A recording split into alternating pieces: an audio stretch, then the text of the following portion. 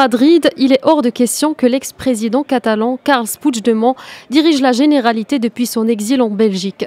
C'est en tout cas ce qu'a déclaré le chef du gouvernement, Mariano Rajoy, devant les élus de son parti. Il devra prendre ses fonctions physiquement, il ne pourra jamais le faire depuis Bruxelles, sinon l'article 155 restera en vigueur conformément aux décisions du Sénat. Réfugié à Bruxelles, Puigdemont fait toujours face à des poursuites pour rébellion et sédition. Mais le président déchu n'entend surtout pas tomber dans l'oubli. Arrivé en tête du camp séparatiste lors des élections régionales anticipées du 21 décembre, il a exprimé son désir d'être investi à distance. Une option inédite qui a par contre suscité beaucoup de scepticisme, même auprès de son principal allié, la gauche républicaine.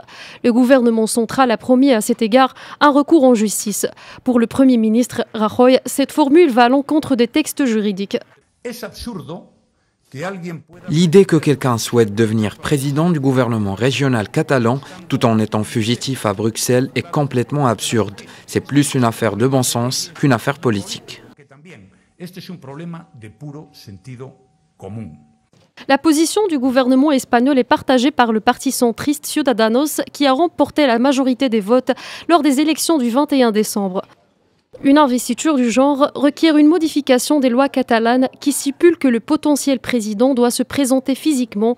Ainsi, les séparatistes ayant remporté la majorité de sièges dans la région se trouvent dans la nécessité de trouver d'autres alternatives, dont la possibilité de promulguer une nouvelle loi.